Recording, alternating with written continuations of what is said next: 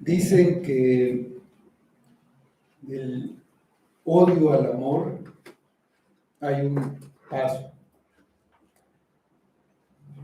Y a veces pasa que personas que no se caen bien, incluso se caen mal y están con esa actitud entre ellos, terminan amándose y se casan. Pero también está la parte contraria. Del amor al odio también hay un paso. También vemos que hay parejas que se aman, que parece que no hay otra como ellas, pero al paso del tiempo se van distanciando y terminan, pues francamente, odiándose. Y terminan en una guerra, destruyéndose totalmente, odiándose. Aborrecer o amar. Vamos a Primera de Juan, capítulo 2, versículos 9 a 11.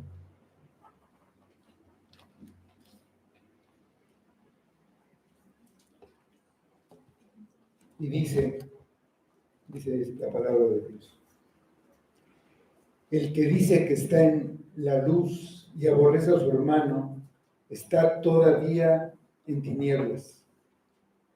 El que ama a su hermano permanece en la luz y en él no hay tropiezo.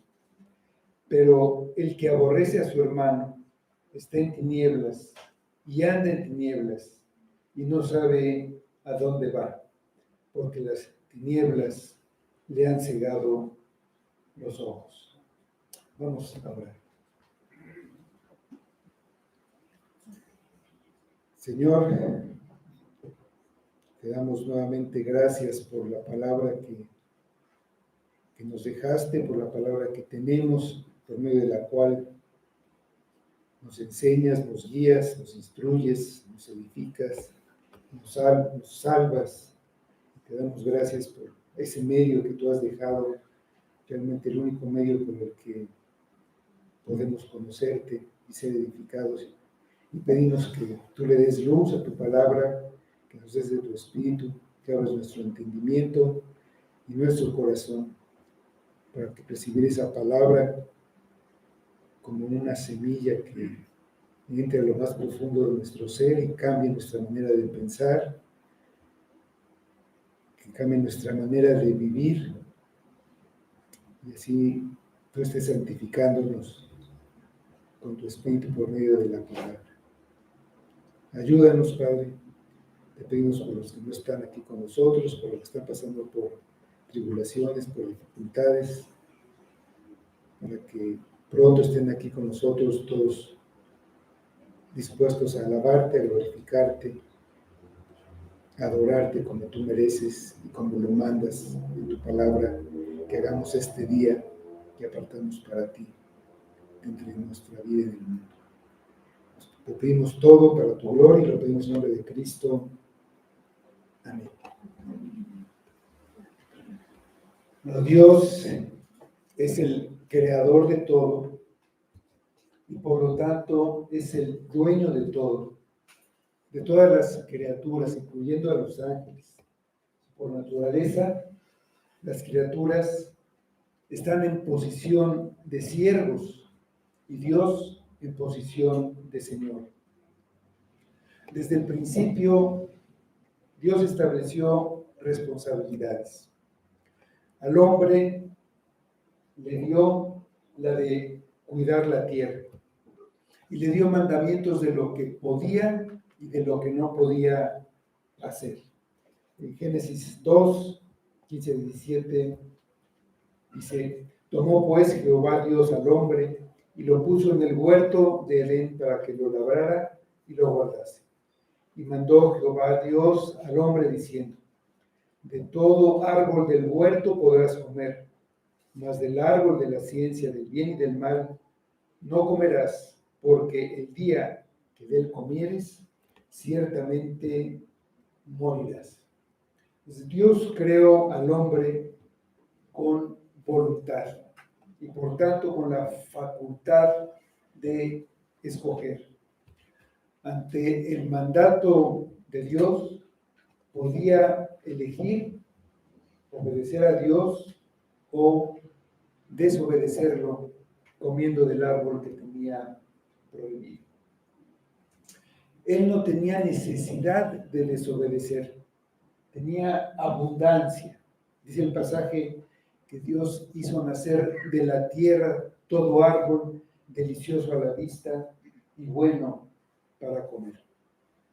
Si desobedecía era por su propia voluntad. Si decidía rebelarse contra su creador, la relación con Dios se rompería y vendrían las consecuencias. No serviría de nada esconderse o tratar de cubrir su falta con hojas de higuera. No servirían las excusas ni echar la culpa a otros. Sin importar lo que dijera o lo que pensara, la relación estaba dañada sin remedio. En esta carta, primera de Juan, el autor ha dado una manera de saber si tenemos una buena relación con Dios, más allá de lo que digamos o de lo que pensemos. Si en verdad lo conocemos y tenemos comunión con Él, lo sabemos si guardamos sus mandamientos y su palabra. Si la guardamos o no. Y aquí en esta parte menciona un mandamiento en particular, todavía sin decir concretamente cuál es. Empieza a hablar de un mandamiento que es al mismo tiempo viejo y nuevo. Era viejo porque sus lectores lo habían escuchado desde el primer día que oyeron el Evangelio de Jesucristo. Se les había enseñado que la ley del amor debía ser la ley de su vida. Este mandamiento estaba en la historia del pueblo de Dios y en la vida de los lectores de la carta. Era nuevo porque había alcanzado un nivel nunca visto en la vida de Jesús. Era como Jesús había amado a los hombres, como los hombres debían amarse unos a otros. Este mandamiento del amor se ha hecho realidad en Jesucristo y también en las personas a las que Juan dirige su carta. No solamente como algo que captar con la mente, sino algo que hay que poner por obra.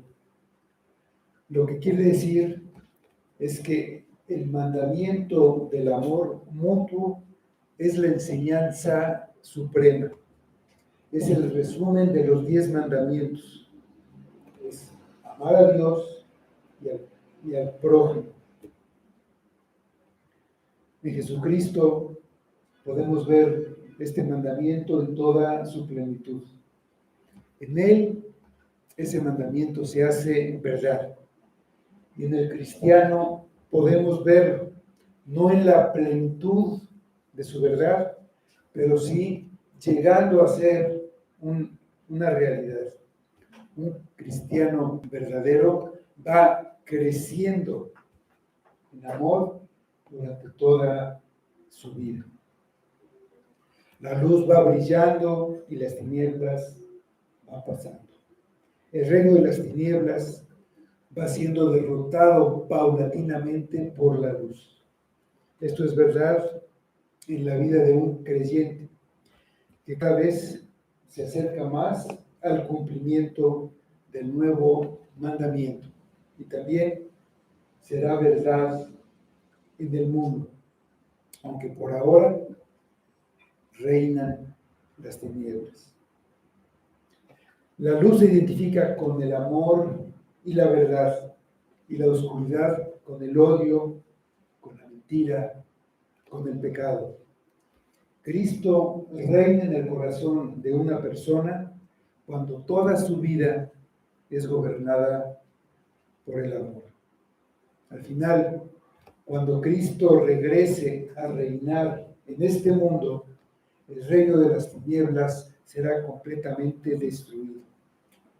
La venida y el reino de Jesús son equivalentes a la venida y al reinado del amor. Primero tenemos el que aborrece, dice el versículo 9, el que dice que está en la luz y aborrece a su hermano, está todavía en tinieblas. En el versículo 8, Juan dice que la luz verdadera ya alumbra, refiriéndose a Cristo y su obra. Ya antes había usado el contraste entre la luz y las tinieblas, cuando dijo que Dios es luz y no hay ninguna tinieblas en él.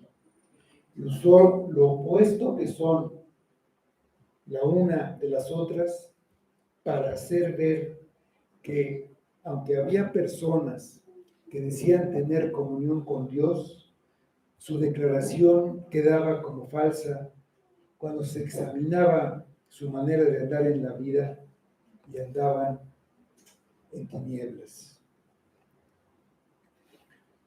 Aquí, en este versículo, habla de una persona que afirma que está en luz y lo dice a todos los que lo escuchen.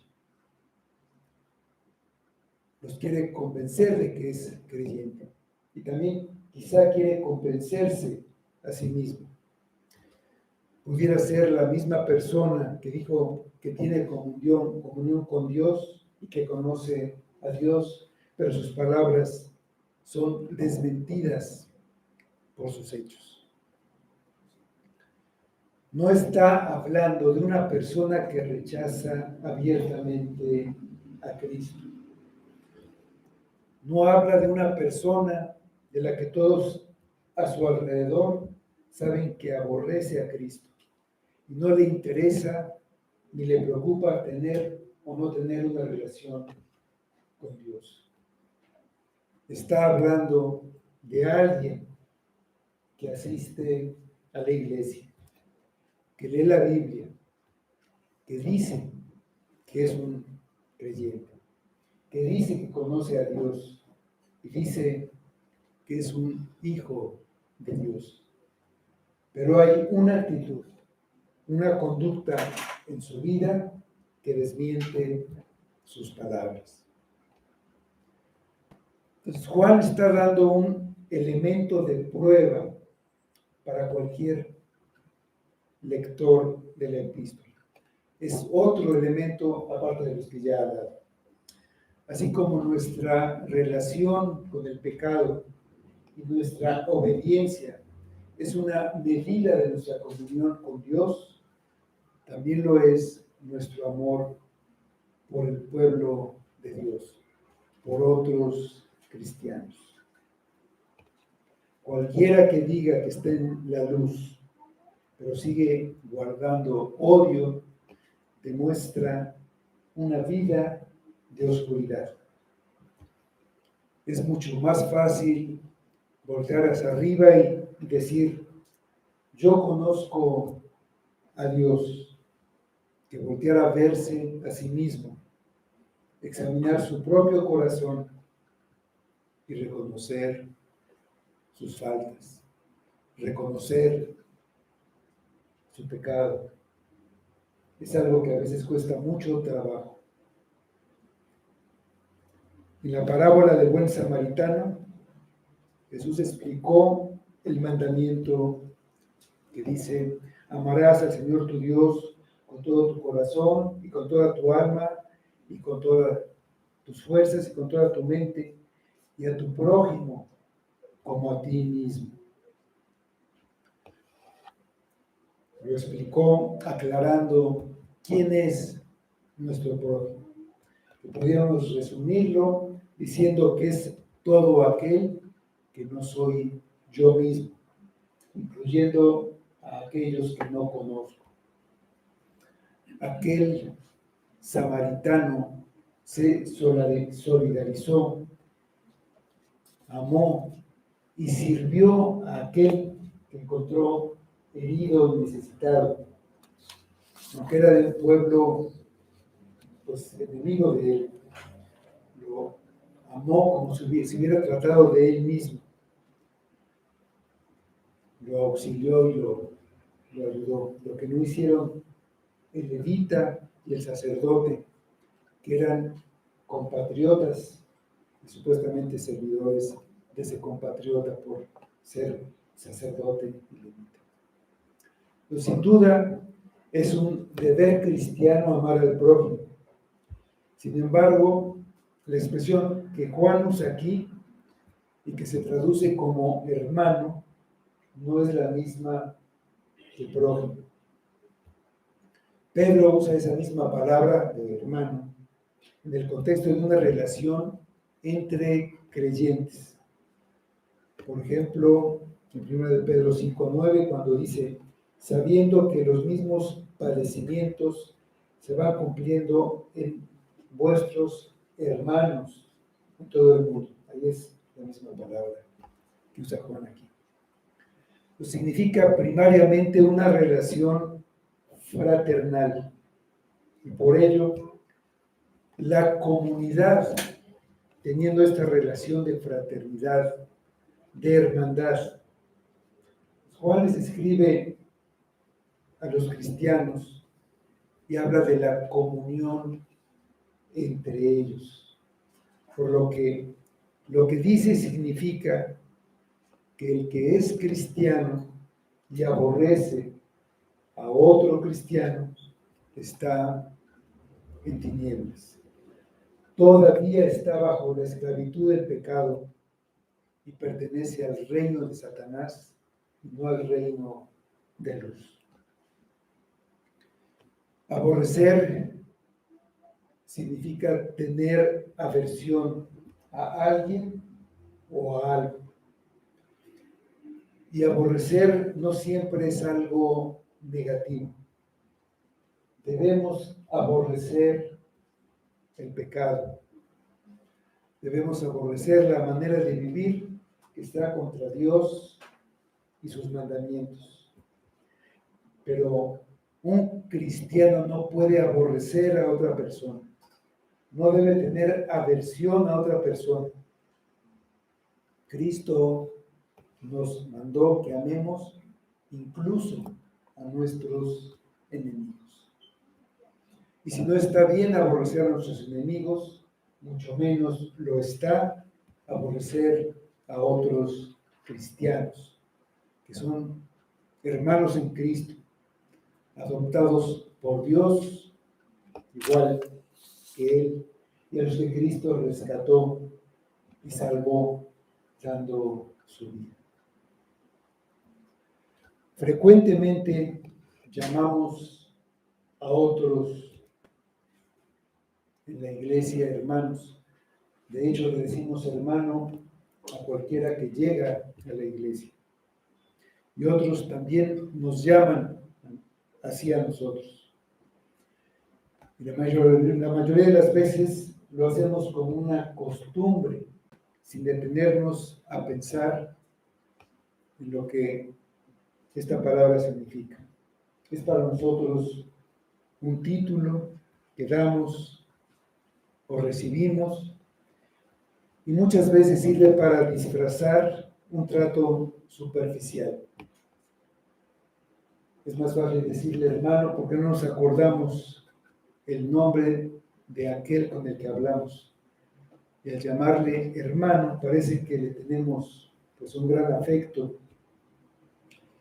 y que somos muy cercanos cuando más bien somos indiferentes. En realidad, la iglesia es una familia. Cuando Dios salva a alguien, no solo lo agrega a su pueblo, lo hace su hijo, lo adopta, y su objetivo es transformarlo para que sea como Cristo. Cristo es el primogénito de esta familia. Dice Romanos 8:29,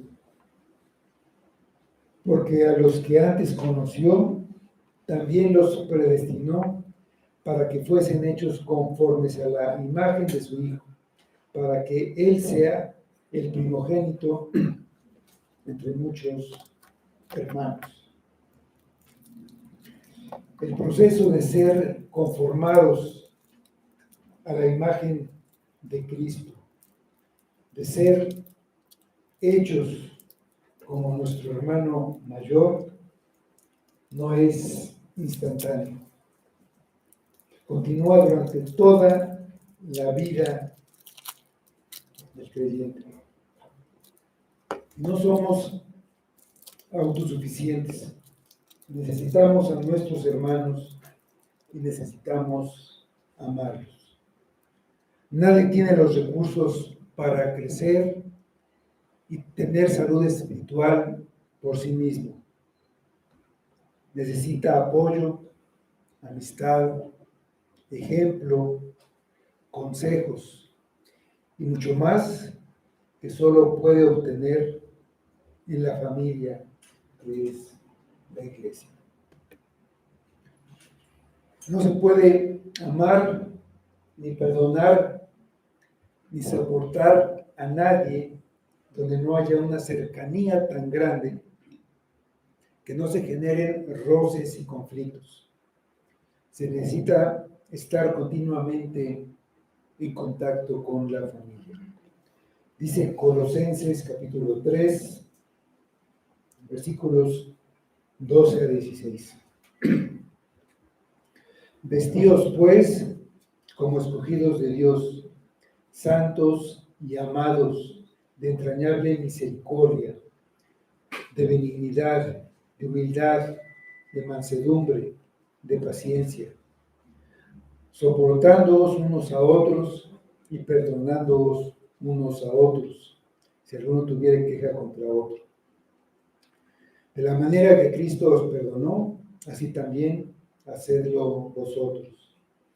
Y sobre todas estas cosas, vestíos de amor, que es el vínculo perfecto.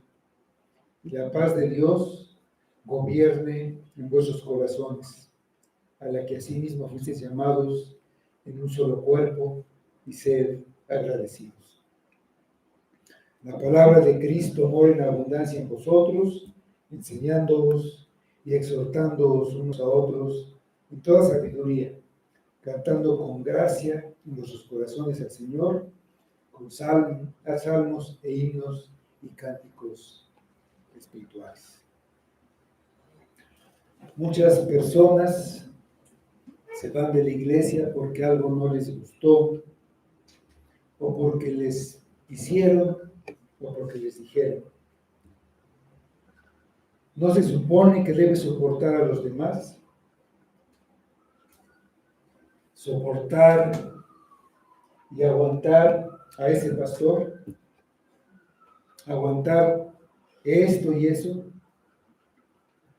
Después de todo, ¿no te han aguantado a ti?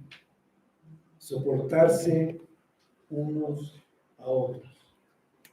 Y donde hay motivo de queja contra alguien más, perdonándonos unos a otros, como el Señor te ha perdonado.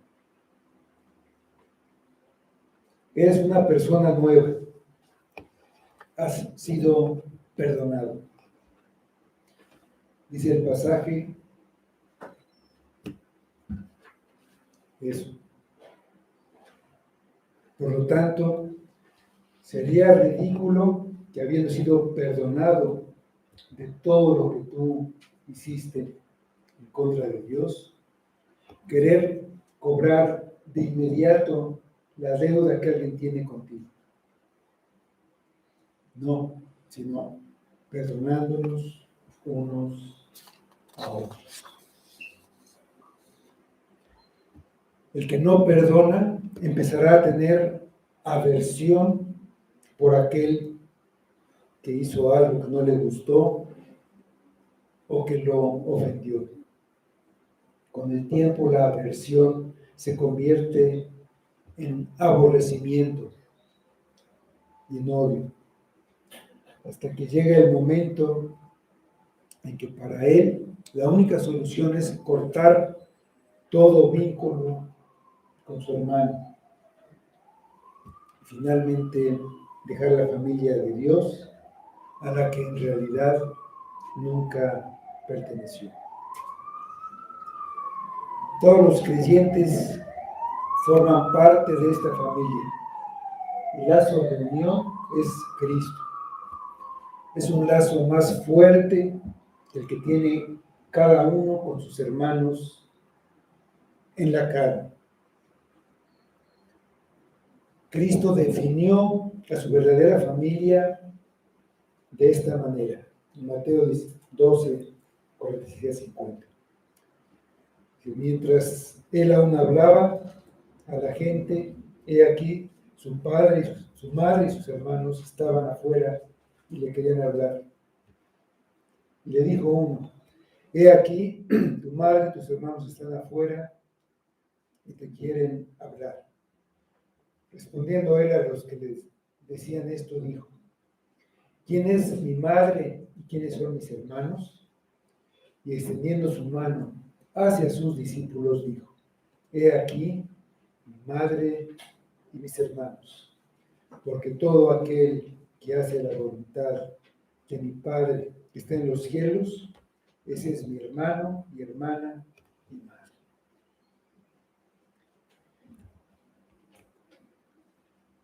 Se puede pensar que después de un tiempo en que muchos se ausentaron del culto presencial por un motivo hasta cierto punto entendible, ahora ya no hay ninguna razón terrenal por la que muchos no han regresado, a menos que hayamos perdido el entendimiento de lo que es la iglesia. La iglesia no es un local al que regresamos cada semana, ni siquiera es un grupo de personas con las que nos reunimos cada domingo, sino que es una familia a la que pertenecemos y a la que necesitamos. Esa actitud que es interna, que está en el corazón y en la mente, se deja ver y se muestra con nuestras acciones. Por ejemplo, cuando no hablamos con alguien en la iglesia porque no nos cae bien o para evitar problemas, por algo que va a decir, no nos gusta su manera de ser, o porque en el pasado hizo o dijo algo que nos molestó, nos hizo enojar, o nos lastimó. Puede ser que tengamos una personalidad que choca con la de otro hermano. Entonces, lo que dice, cualquier cosa que sea, nos irrita, o simplemente nos da lo mismo si está ahí o no está, no nos importa.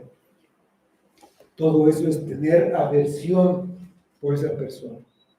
También se demuestra cuando hablamos mal de ella con otros a sus espaldas. En el fondo, deseamos su mal y nos alegramos si tampoco agrada a otros. La indiferencia y la superficialidad se dan principalmente por aversión y aborrecimiento a los hermanos. La palabra usada para aborrecer no solamente significa detestar, sino también amar menos. Por ejemplo, en Lucas 14:26, allá aborrecer es amar menos, dice, si alguno viene a mí y no aborrece a su padre y madre y mujer e hijos y hermanos y hermanas, y aún también su propia vida, no puede ser mi discípulo. De acuerdo al primer mandamiento, el amor de Dios debe estar sobre todo lo demás. Se debe aborrecer o amar menos que a Dios, a todo lo creado. Pues nunca el amor al prójimo puede estar primero o por encima del amor a Dios.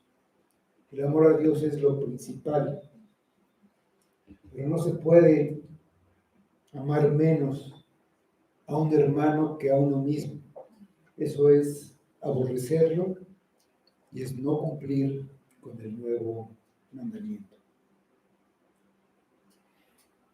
Podemos aborrecer a un hermano con nuestros pensamientos y en nuestro corazón, no solamente con nuestras acciones. Esto no lo puede ver ninguna otra persona, solamente tú y Dios lo saben. Necesitas examinarte sinceramente. Es muy fácil pensar que los demás pueden caer en eso, pero yo no. Podemos pensar que no aborrecemos a nadie, pero debemos entender que es tener menos amor por nuestros hermanos que el que tenemos por nosotros mismos. Tenemos que entenderlo para no pensar más en nosotros mismos que en los demás. Cuando Juan habla de una persona que dice que es creyente, pero es desmentido porque aborrece a su hermano, no se refiere a una acción aislada, sino a un estilo de vida caracterizado por esa actitud. Todos los creyentes en un momento dado van a tener un choque con otro, o lo hemos tenido. No lo van a tratar como deberían y van a mostrar una falta de amor en algún momento. Es algo que se debe confesar y lo que se debe arrepentir para ser perdonado y limpiado. El problema del que habla Juan es cuando la persona permanece en su actitud y tiene aversión por un hermano. Prefiere estar en compañía de amigos o familiares que son incrédulos y no asiste a la iglesia para no tener que ver a los que se supone que debía amar. Esa persona todavía está en tinieblas. El versículo 10 y el 12 hablan del amor, y el 11 dice: el que aborrece a su hermano está en tinieblas y anda en tinieblas y no sabe dónde va, porque las tinieblas le han cegado los ojos. Si aborrece a su hermano, está en tinieblas, que es el estado natural del hombre por nacimiento, que anda en tinieblas. No es un cristiano que ha tropezado y ha caído. Es alguien que vive en tinieblas habitualmente y solo vive en tinieblas, separado de Dios, aunque diga que está en luz. Está cegado y no sabe a dónde va, porque las tinieblas le han cegado los ojos. Pertenece al reino de las tinieblas y obedece a Satanás. Dice 2 Corintios 4:4, en los cuales el Dios de este siglo cegó el entendimiento de los incrédulos para que no les resplandezca la luz del Evangelio de la gloria de Cristo, el cual es la imagen de Dios. La obra de Satanás en este mundo, entre los habitantes de su reino, es cegar sus mentes, cegar su entendimiento, para que no puedan ver la gloria de Dios demostrada en Cristo, para que no puedan ver la necesidad de su salvación, ni la manera que Dios ha provisto para salvarlos. Para Juan, en esto no hay término medio. Al hermano se le ama o se le aborrece. Se está en luz o se está en tinieblas. Pero en eso no se puede estar a media luz. La indiferencia es imposible. No podemos ignorar a nuestro hermano. Es parte de nuestras circunstancias. ¿Cómo lo consideramos? Podemos considerar a nuestro hermano alguien prescindible. Podemos hacer todos nuestros planes sin incluirlo de ninguna manera.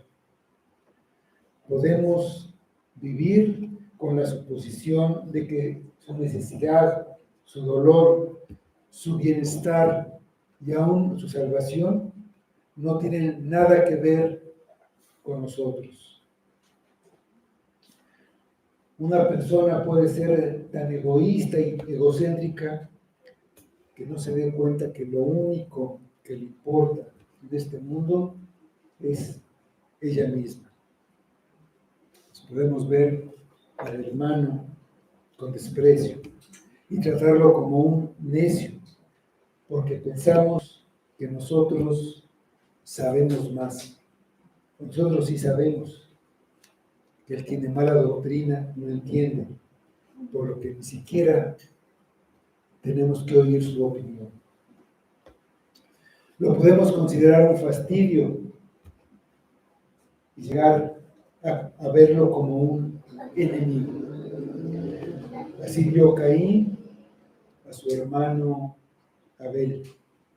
Dice Juan más adelante en esta carta que Caín era del maligno y mató a su hermano por envidia, porque sus obras eran malas y las de su hermano justas. Los hermanos de José, que lo aborrecían también porque le tenían envidia. Pero sobre todo los judíos, hermanos de Jesús en la carne, en la sangre, lo menospreciaron, lo odiaron y aborrecieron por decirles la verdad. El aborrecimiento muestra lo que hay en el corazón. El que dice que está en luz. No sé lo que tú digas, pero si estás aquí, se supondría que dijeras que estás en luz. No es lo que dices, tus actitudes y tus acciones en cuanto a los que están a tu alrededor en este lugar confirmará o desmentirá tus palabras. Si estás en luz, no significa que amas perfectamente a cada uno de ellos. Y a veces vas a pecar contra ellos. Es inevitable, porque solo Cristo puede amar de una manera perfecta. Pero sí quiere decir que en tu corazón tienes un deseo verdadero de verlos crecer en santidad, que tengan mayor comunión con Dios y también contigo. Y quieres lo mejor para ellos en todos sentidos. Si tienes el deseo de que les vaya mal en la vida y evitas hablar con ellos, no quieres tener comunión con ellos, sientes aversión por ellos, pero sabes que está mal y no quieres vivir así, y estás luchando para erradicar ese pecado, debes mirar hacia Cristo, confesar el pecado y recordar que su sangre nos limpia de todo pecado. Los cristianos genuinos han odiado a otros cristianos. Sería ingenuo decir que el que sintió odio en una ocasión, o en algunas, tiene que ser un incrédulo. Juan ve al que odia y al que es odiado como hermanos. El que está en luz tiene la capacidad de cambiar la conducta que tenía cuando estaba en tinieblas. Cuando Juan dice que el que dice que está en la luz y aborrece a su hermano está todavía en tinieblas, ese todavía habla de la posibilidad de dejar de estar en las tinieblas. No necesitas permanecer ahí. ¿Cómo? Viviendo una vida piadosa. Empezando por perdonar. Perdonar con los que tienes más fricciones, que generalmente va a ser con aquellos con los que vives, con los que estás más cerca. Obedeciendo los mandamientos, en especial el nuevo mandamiento, amando a los miembros de la iglesia, como dice Filipenses, con humildad, estimando a cada uno de los demás como superiores a él mismo. Como mencionamos, obedecer o no obedecer es un acto de la propia voluntad para aquel que no es esclavo del pecado. Para el que es esclavo del pecado, no puede. Pues tenemos el que ama, en el versículo 10. Dice, el que ama a su hermano y permanece en la luz y en él no hay tropiezo. El contraste de los versículos 9 y 11 que hablan del aborrecimiento es este. El que aborrece a su hermano no es un creyente verdadero, diga lo que diga. El que ama a su hermano demuestra que es un cristiano verdadero, y un cristiano verdadero permanece en Cristo, la luz del mundo. El que ama a su hermano no necesita decir, tiene comunión con Dios, está en luz. Por sus acciones confirma que conoce a Dios. El amor no son palabras, sino hechos. Como ama a su hermano, vive en la luz. Puede ver hacia dónde va y no tropieza porque puede ver claramente. El que aborrece a su hermano, él mismo se está metiendo el pie. Él mismo produce su caída. Su tropiezo viene de su interior, que está lleno de odio. El odio lo ciega, lo hace tropezar y también hace tropezar a otros. Una persona que no tiene amor siempre está teniendo problemas y dificultades con los demás. Ve insultos donde no los hay. Se siente provocado y siempre hay algo que molesta. Tropieza constantemente y por ese espíritu sin amor será causa de tropiezo a los demás. A una persona así nadie sabe cómo tratar. es tan susceptible y sensible que provoca problemas a los demás. Nadie puede señalarle un error porque se siente atacado, se siente ofendido, despreciado. Está lleno de orgullo. Piensa que él nunca se equivoca, que él sí sabe. Nadie puede decirle que está haciendo algo mal. Culpará a otros y se irá. El que ha desterrado el odio no tropieza ni hace tropezar a otros. Amar es lo contrario de aborrecer.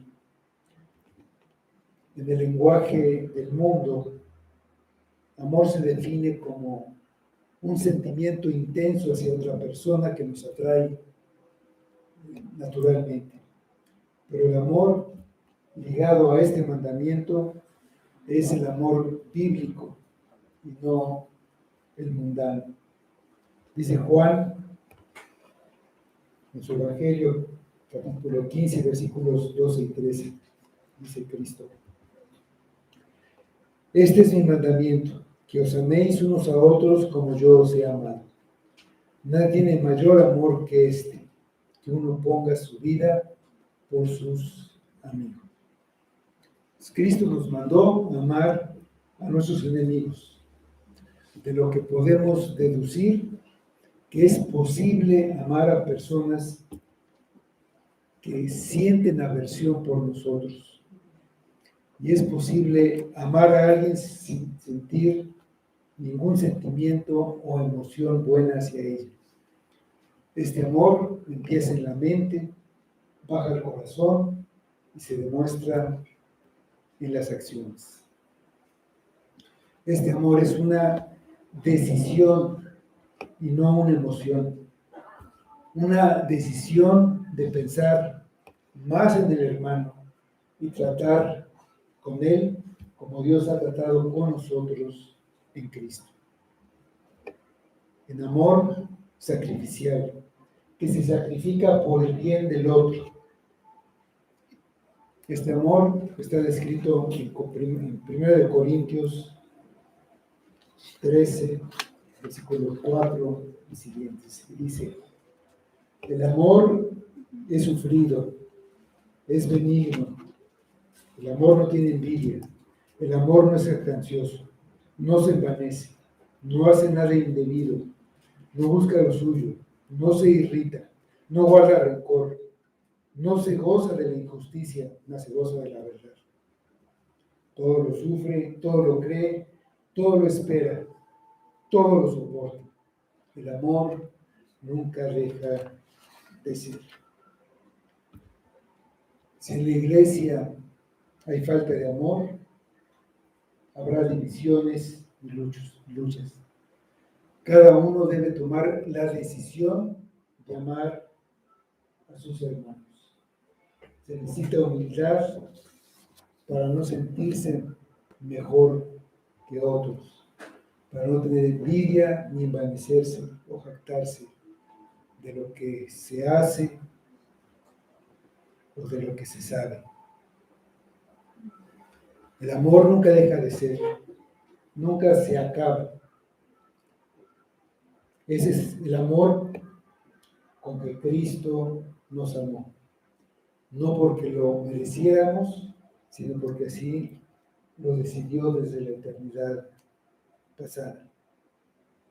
En Juan 13:1 dice: sabiendo Jesús que su hora había llegado para que pasase de este mundo al Padre, como había amado a los suyos que estaban en el mundo, los amó hasta el fin. Amamos a Dios